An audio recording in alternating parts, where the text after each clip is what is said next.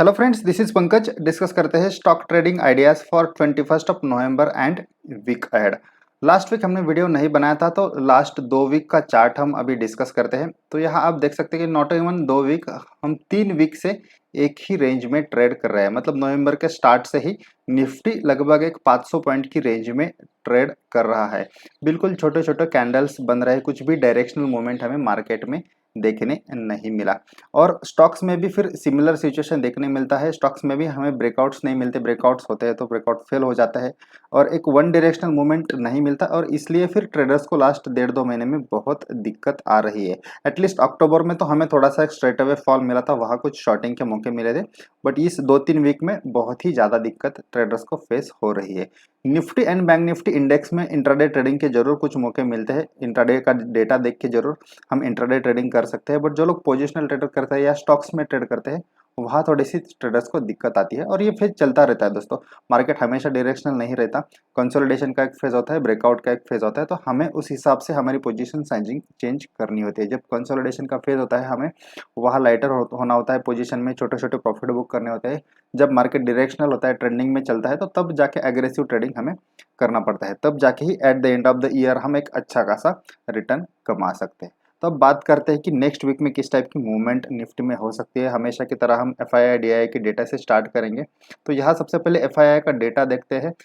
हमने ऑलरेडी 2-3 महीनों से रादर देख रहे हैं, लगभग सितंबर से हम देख रहे हैं कि एफआईआई कंटिन्यूसली सेलिंग में है। सितंबर में तो कुछ थोड़ा सा बाइंग एफआईआई ने किया था, बट उसके बाद हम देख सकते हैं कि यहाँ सितंबर लास्ट 2 वीक से एफआईआई ने जो सेलिंग स्टार्ट किया है, हार्डली किसी दिन एफआईआई ने बाय किया है, वो भी बहुत ही छोटे अमाउंट के साथ। कंटिन्यूसली एफआईआई सेल ही कर रहा है। बट ऑन अदर हैंड अगर हम डीआईआई का डेटा देखेंगे, तो डीआईआई एटलीस्ट थोड़ा थोड़ा अमाउंट से बाय कर रहा है। इतना एग्रेसिव बाइंग नहीं है डीआईआई का, बट एक साइलेंट बाइंग चल रहा है और एक डिसेंट फिगर्स डीआईआई से आ रहे हैं, और उसी के कारण एटलीस्ट निफ्टी एक रेंज में टिका हुआ है। मतलब एफआईआई की सेलिंग के बाद भी मार्केट में बड़ा डायरेक्शनल फॉल हमें देखने नहीं मिला। अगर लाइफ टाइम हाई से हम कंपेयर करेंगे, तो हार्डली हम 1000 पॉइंट ही नीचे है। और अभी लास्ट 3 वीक में एफआईआई का कंटिन्यूस सेलिंग होने के बाद भी एक 500 पॉइंट की रेंज में ही हम ऊपर नीचे ट्रेड कर रहे हैं। तो एक अच्छा साइन माना जाएगा as a long term investors के लिए। मतलब मार्केट में एक हेल्दी करेक्शन हो रहा है, ऐसा हम मान सकते हैं। अभी एफआईआई डीआईआई का डेटा देखने के बाद आगे किस टाइप की सिचुएशन होगी, आगे का डिसाइड होगा। डीआईआई तो अभी बाइंग के मोड में है, ये तो क्लियरली दिख रहा है। कुछ रीजन की वजह से अगर एफआईआई बाइंग के मोड में आता है, तो फिर एक बात बन सकती है। बट अब दिसंबर मंथ आने वाला है, और दिसंबर में हर साल एफआईआई का इन्वेस्टमेंट का एग्रेशन उतना नहीं रहता है। एफआईआई का इन्वेस्टमेंट थोड़ा सा लाइटर मोड में होता है, तो इसके कारण शायद मुझे ऐसा लग रहा है कि दिसंबर में भी एक रेंज में ही मार्केट रह सकता है। कि दिसंबर में कुछ बड़ी रैली हमें इमिडिएटली देखने नहीं मिलेगी, शायद जनवरी में कुछ डायरेक्शनल मूवमेंट देखने मिलेगी। बट बिल्कुल कुछ स्विंग ट्रेडिंग के मौके हमें मिल सकते हैं। एटलीस्ट 500 पॉइंट्स के स्विंग तो मार्केट में जरूर हम कैच कर सकते हैं। तो ये सब डेटा के बेसिस पे एंड करंट वीक का अगर हम ऑप्शन चेन का डेटा देखेंगे, तो यहाँ हम देख सकते हैं कि नेक्स्ट वीक मंथली एक्सपायरी है, और यहाँ तो बिल्कुल पुट कॉल रेशियो अगर हम देखेंगे तो 0.64 के आसपास है। मतलब एक ओवरसोल्ड जोन में पुट कॉल रेशियो आया है। तो ये देखने के बाद मुझे ऐसा लग रहा है कि यहाँ मार्केट एक सपोर्ट ले सकता है। 17,500 17,600 एक बहुत ही बड़ा स्ट्रॉन्ग सपोर्ट मार्केट के लिए बना है। कल निफ्टी ने लगभग 17,700 के आसपास एक सपोर्ट लिया है। अगर कल गैप डाउन खुलता है निफ्टी, फिर भी एक नीचे दो बड़े सपोर्ट है, 17,600 17,500। तो इस रेंज में निफ्टी सपोर्ट ले सकता है एंड फिर से फिर ऊपर की तरफ एक स्विंग बना सकता है। और ऊपर की तरफ ऑब्वियसली 18,000 एंड 18,200 ये रेंज तक निफ्टी जा सकता है। तो हमें फिर ये लेवल्स के हिसाब से ट्रेडिंग हमारा प्लान करना पड़ेगा। इस जोन में मार्केट कैसे चल रहा है। अब लास्ट 4 डेज हम देख रहे थे कि मार्केट एक सेलिंग में था। इसके पहले जब यहाँ लो बना के मार्केट गया था, तो धीरे धीरे धीरे ऊपर गया था। तो इसके हिसाब से हमें फिर intraday trading and swing trading के मौके ढूंढने पड़ेंगे उस पर्टिकुलर डे किस टाइप का ट्रेंड है, इस प्रकार से। बट अगर हम लेवल्स का रेफरेंस लेंगे, तो हमें फिर एक कॉन्फिडेंस आता है ट्रेड बनाने के लिए। तो नीचे की तरफ 17,500 17,600 के आसपास अगर निफ्टी मिले, तो वहाँ हमारे ब्रेकआउट के स्टॉक्स में भी हम बाइंग का ट्रेड इनिशिएट कर सकते हैं, एंड इवन निफ्टी में भी बाइंग का ट्रेड यहाँ इनिशिएट कर सकते हैं। किसी भी कारण की वजह से अगर 17,500 का लेवल टूटता है और इसके नीचे एक डिसीजिव क्लोज, मतलब एटलीस्ट 1 डे का क्लोज मिलता है, तो देन थोड़ा सा निफ्टी में बियरिश मूवमेंट हम मान सकते हैं कि आएगा। थोड़ा सा सेलिंग प्रेशर क्रिएट हो सकता है, शायद डीआईआई भी वहाँ सेलिंग के मोड में आ जाए एंड देन थोड़ा सा और 500 पॉइंट का फॉल देखने मिल सकता है। बट अभी का डेटा देख के ये पॉसिबिलिटी थोड़ी सी कम लग रही है, तो मुझे लग रहा है कि 17,500-600 के पास बाइंग का ट्रेड हम बिल्कुल बना सकते हैं। ऊपर 500-600 पॉइंट का स्विंग के लिए हम खेल सकते हैं। तो निफ्टी के लिए ये दो लेवल्स में मानूंगा, 17,600 17,500 के आसपास एक बॉटम आउट निफ्टी हो सकता है एंड ऊपर 18,000 एंड 18,200 के पास तक हम टारगेट मान सकते हैं। बैंक निफ्टी की बात करें कि बैंक निफ्टी थोड़ा सा वीक है। बैंक निफ्टी में इसका जो 38,300 का सपोर्ट था वो तोड़ के नीचे क्लोज दिया है लगातार 2 दिन। बट इसका जो कैंडल्स बने हैं, डोजी कैंडल्स बने हैं, तो ये देख के लग रहा है कि यहाँ एक रिवर्सल की पॉसिबिलिटी है। अगर निफ्टी थोड़ा सा पॉजिटिव होता है और बैंक निफ्टी यहाँ एक स्ट्रॉन्ग कैंडल बनाता है तो देन 38,300 के ऊपर आएगा, तो देन 39,000 एंड 39,500 तक के लेवल बैंक निफ्टी में देखने मिल सकते हैं।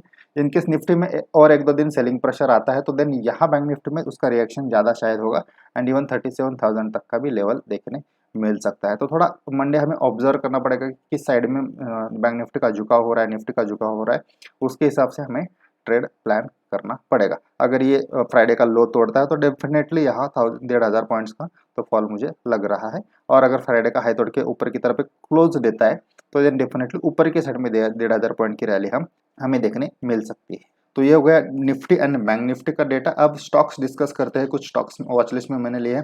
जैसे मैंने डिस्कस किया था कि स्टॉक्स में ट्रेडिंग करना थोड़ा सा अब टफ हो चुका है, मतलब स्विंग ट्रेडिंग की मैं बात कर रहा हूँ, क्योंकि स्टॉक्स में डायरेक्शनल मूवमेंट नहीं मिल रहा है। बट फिर भी कुछ एटलीस्ट एक 10 स्टॉक मैंने यहाँ वॉच लिस्ट में ऐड किए हैं। यहाँ आप देख सकते हैं कि इतने छोटे छोटे कैंडल्स बन रहे हैं, तो फिर इंट्राडे ट्रेडिंग हो या स्विंग ट्रेडिंग हो, वो करना बहुत ही स्टॉक्स में टफ हो रहा है। बट ठीक है, एक फेज है, कंसोलिडेशन का फेज है, ये भी फेज जाएगा। इसमें भी हम बेस्ट ऑफ बेस्ट स्टॉक में ट्रेड करने की कोशिश करेंगे, थोड़ा सा टाइम कैच करेंगे। टाइम इसमें कंसोलिडेशन फेज में टाइमिंग कैच करना बहुत इंपॉर्टेंट है, क्योंकि छोटे छोटे स्विंग्स होते हैं, तो right time entry right time exit important होता है। तो सबसे पहले यहाँ देखेंगे पॉलीकैप में आप देख सकते हैं कि वहाँ निफ्टी में एंड बाकी कुछ स्टॉक्स में सेलिंग प्रेशर देखने के बाद भी एटलीस्ट ये हाई के आसपास स्टॉक ट्रेड कर रहा है। जिस टाइप का कंसोलिडेशन हो रहा है, ये देख के लग रहा है कि स्टॉक ऊपर की तरफ जरूर ब्रेकआउट देगा। तो इसको बिल्कुल यहाँ इसी लेवल पे बाय कर सकते हैं। हमारा स्टॉप लॉस थोड़ा सा बड़ा आएगा, यहाँ 2300 के आसपास का स्टॉप लॉस आएगा। बट स्विंग ट्रेडिंग के जो टारगेट ऊपर की तरफ मिलेंगे वो बड़े मिल सकते हैं। तो पॉलीकॉप को आप रखिए बुलिश वॉच लिस्ट में, यहाँ ऊपर की तरफ ब्रेकआउट होने के चांसेस मुझे लग रहे हैं। देन नेक्स्ट है अदानी एंटरप्राइजेस। अब अदानी की हम बात करेंगे तो हम देख सकते हैं कि यहाँ जून के मंथ में न्यूज़ की वजह से अदानी थोड़ा सा वो रिएक्ट किया था, नीचे की तरफ बहुत ही बड़ा फॉल यहाँ हमें देखने मिला था, बट इमीडिएटली रिकवरी आई थी एंड इसके बाद स्टॉक एक रेंज में ट्रेड कर रहा था। और अब इसने लगभग लाइफ टाइम हाई को और एक बार ब्रेक किया, मतलब जो लाइफ टाइम हाई यहाँ जून में लगाया था उसको ब्रेक करके उसी रेंज के आसपास स्टॉक ट्रेड कर रहा है। तो यहाँ मुझे लग रहा है कि जिस टाइप का पैटर्न बन रहा है, सेलिंग प्रेशर अभी बिल्कुल खत्म हो चुका है, रादर साइलेंट बाइंग मोमेंटम यहाँ स्टॉक में आया है। तो ये स्टॉक ऊपर की तरफ फिर ब्रेकआउट दे सकता है। तो शॉर्ट टर्म इन्वेस्टमेंट या शॉर्ट टर्म स्विंग ट्रेडिंग के लिए हमें इसको बाय करके चल सकते हैं। 1600 का स्टॉप लॉस लगा के ऊपर की तरफ एटलीस्ट 200 पॉइंट की मूवमेंट हम एक्सपेक्ट कर सकते हैं। तो अदानी को आप रखिए पुलिस वॉच लिस्ट में। देन उसके बाद है आरती इंडस्ट्रीज। आरती इंडस्ट्रीज में भी आप देख सकते हैं कि बड़ी रैली के बाद इमिडिएटली वो रैली वैनिश हो गई। 2 दिन में ही फॉल में वो पूरी की पूरी रैली यहाँ खत्म हो गई। बट उसके बाद स्टॉक एक रेंज में ट्रेड कर रहा है और फिर इसे लग रहा है कि यहाँ से सपोर्ट लेके ऊपर की तरफ मोमेंटम में आ सकता है। तो आपको इसको रखना है बुलिश वॉच लिस्ट में, बट इसमें एंट्री लो 1000 के ऊपर। यहाँ से ऊपर एक डिसिजिव क्लोज अगर स्टॉक देता है तो इसको बाय करें, तो देन वहाँ ऊपर एक 100-150 पॉइंट के लिए हम खेल सकते हैं। तो आरती इंडस्ट्रीज को आपको रखना है बुलिश वॉच लिस्ट में, बट ट्रेड लेना है 1000 के ऊपर ही, अदरवाइज अवॉइड करना है। देन नेक्स्ट है Bajaj finance, very interesting stock. ये भी आप देख सकते हैं कि रैली के बाद स्टॉक टॉप में ही कंसोलिडेट कर रहा है और निफ्टी थोड़ा सा पॉजिटिव हो जाए, बजाज फाइनेंस में हमें इमीडिएटली रैली देखने मिल सकती है। तो इसको भी आपको रखना है बुलिश वॉच लिस्ट में। बट यहाँ बीच में हमें एंट्री नहीं लेनी है, हमें एंट्री लेनी है 7800 के ऊपर। इसके ऊपर ही हमें स्टॉक में को ट्रेड करना चाहिए, क्योंकि ये कंसोलिडेशन का फेज थोड़ा सा लंबे समय तक चल सकता है। तो स्टॉक को आप रखिए बुलिश वॉच लिस्ट में, बट एंट्री ले 7800 के ऊपर, तब तक हमें जिसको वॉच करते रहेंगे। देन नेक्स्ट है SRT transport finance, Shriram transport finance. ये स्टॉक भी आप देख सकते हैं कि लंबे कंसोलिडेशन के बाद स्टॉक ने ब्रेकआउट दिया, बट ब्रेकआउट के बाद फिर स्टॉक दूसरे कंसोलिडेशन फेज में गया है। बट ये जो कंसोलिडेशन फेज है ये बहुत ही लंबा था, तो यहाँ का कंसोलिडेशन मुझे नहीं लगता कितना लंबा होगा। तो यहाँ वेट करिए एक दिन ब्रेकआउट की, जरूर इमीडिएटली 1-2 वीक में ब्रेकआउट आ सकता है, और जब ब्रेकआउट आएगा बड़ी रैली मुझे पॉसिबली लग रही है। ओवरऑल मार्केट ही कंसोलिडेशन में है, तो इस स्टॉक में भी बाइंग मोमेंटम नहीं है, बट जैसे थोड़ा सा निफ्टी पॉजिटिव हो जाएगा यहाँ ब्रेकआउट हो सकता है, तो इसको आप रखिए बुलिश वॉच लिस्ट में। एंट्री हमें लेनी है 1700 के ऊपर। देन नेक्स्ट है टाटा मोटर्स। टाटा मोटर्स में भी आप देख सकते हैं कि लंबे कंसोलिडेशन के बाद जिस टाइप का ब्रेकआउट यहाँ देखने मिला, कितना ज़बरदस्त ब्रेकआउट था, लगभग 150 पॉइंट की रैली यहाँ हमें देखने मिली। उसके बाद फिर से स्टॉक कंसोलिडेशन में गया है, बट ये मोमेंट मुझे लग रहा है कंटिन्यू होगा। यहाँ 525 के ऊपर स्टॉक जब भी ब्रेकआउट देगा, मुझे लग रहा है कि 1-2 वीक में ही आ सकता है ये ब्रेकआउट, और उसके बाद और 100 पॉइंट की रैली मुझे एटलीस्ट पॉसिबली लग रही है। तो टाटा मोटर्स को भी आपको रखना है बुलिश वॉचलिस्ट ने। कोई अगर इसमें investment point of view buying करना चाहता है तो इमीडिएटली कौन से भी लेवल पे कर सकते हैं। आपको स्टॉप लॉस बस रखना है यहाँ 560 के आसपास। थोड़ा सा बड़ा स्टॉप लॉस आ रहा है 40 पॉइंट्स का, बट रैली भी एटलीस्ट 100 पॉइंट के ऊपर एक्सपेक्ट कर सकते हैं। तो टाटा मोटर्स को आप रखिए बुलिश वॉचलिस्ट में। Trading point of view trade करना है तो 525 के ही ऊपर ट्रेड करें। इन्वेस्टमेंट पॉइंट ऑफ व्यू करना है तो इमीडिएटली कर सकते हैं। देन नेक्स्ट है HDFC bank. HDFC bank comparatively मुझे बहुत ही वीक लग रहा है, और यही एक कंसर्न लग रहा है मुझे मार्केट में, क्योंकि HDFC बैंक में आप देख सकते हैं कि यहाँ बहुत बढ़िया रैली देखने मिली थी। स्लोली स्टॉक ऊपर गया था, बट पूरी रैली खत्म हो गई और फिर से यहाँ नीचे तक आया है। अब ये जो लेवल है यहाँ 1530 के आसपास का, ये बहुत इंपॉर्टेंट है। फ्राइडे के दिन इसने एक ग्रीन कैंडल बनाया है, बट उतना कैंडल में दम नहीं है। तो ये लेवल सस्टेन करके अगर बैंक ऊपर की तरफ बाउंस देता है तो डेफिनेटली 1600-1650 के लेवल देखने मिलेंगे। तो ये लेवल सस्टेन करना इंपॉर्टेंट है। इनकेस अगर ये लेवल तोड़ता है तो देन फिर बैंक निफ्टी के लिए अच्छा नहीं होगा, फिर बैंक निफ्टी में हमें ज़्यादा फॉल देखने मिल सकता है। तो HDFC बैंक को मैंने न्यूट्रल रखा है, ना बुलिश ना बेरिश। इसको वॉच करिए, क्योंकि ये एक डिसिजिव कैंडिडेट है। इसका निफ्टी बैंक निफ्टी दोनों में वेटेज अच्छा खासा है, तो इसको आप वॉच लिस्ट में रखिए और वॉच करते रहिए कि ये लेवल के हिसाब से कैसे मूवमेंट हो रहा है, क्या यहाँ से बाउंस आ रहा है या लेवल तोड़ के नीचे जा रहा है। तो HDFC में इंडिविजुअल स्टॉक ट्रेडिंग के अलावा ओवरऑल इंडेक्स के रेफरेंस के लिए भी आपको HDFC बैंक को वॉच करना है। देन नेक्स्ट है DV स्लैब। DV स्लैब में भी आप देख सकते हैं कि यहाँ सपोर्ट के पास स्टॉक आया है, सपोर्ट लेके रादर यहाँ से हम देख सकते हैं कि थोड़ा सा रिवर्सल देखने मिला है, बट इस पर एक कैंडल से हम कुछ कंक्लूजन नहीं बना सकते। तो एटलीस्ट 1-2 कैंडल का वेट करिए, अगर अच्छा यहाँ रिवर्सल देखने मिलता है तो बिल्कुल यहाँ बाय करके चल सकते हैं। 5000 एंड 5200 तक के लेवल हमें DV स्लैब में देखने मिल सकते हैं, बट एटलीस्ट 1-2 कैंडल वेट करिए। स्टॉक ने सपोर्ट तो लिया है, बट इसको सस्टेन होने दे। अब नेक्स्ट देखते हैं, नेक्स्ट है PFC में आप देख सकते हैं कि क्लियर कट सेलिंग प्रेशर दिख रहा है, और यहाँ सेलिंग आई थिंक कंटिन्यूसली हो सकता है। तो यहाँ इमीडिएटली हम शॉर्ट करके चल सकते हैं स्विंग ट्रेडिंग के लिए। हमारा स्टॉप लॉस होगा ऊपर 133 के आसपास, जस्ट 4 पॉइंट का स्टॉप लॉस, एंड नीचे 120 तक का फॉल हमें देखने मिल सकता है। तो PFC को आप रखिए बेरिश वॉच लिस्ट में। एंड देन टाटा स्टील जो जिस टाइप का यहाँ कंसोलिडेशन हो रहा लग रहा था कि यहाँ से बाउंस लेके स्टॉक ऊपर आएगा, बट नहीं ऐसा हुआ।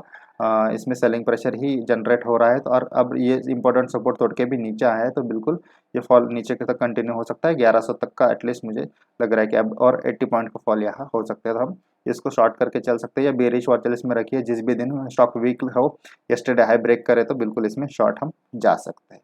तो ये स्टॉक्स आपको वॉच लिस्ट में रखना है, एंड जैसे जिस टाइप का मूवमेंट होता है इसके हिसाब से हमें ट्रेड करना है। दोस्तों, आपकी ट्रेडिंग एक्यूरेसी बढ़ाने के लिए आप हमारे कोर्सेज का यूज कर सकते हैं। हमारा प्राइस एक्शन ट्रेडिंग का course and option chain analysis का कोर्स है।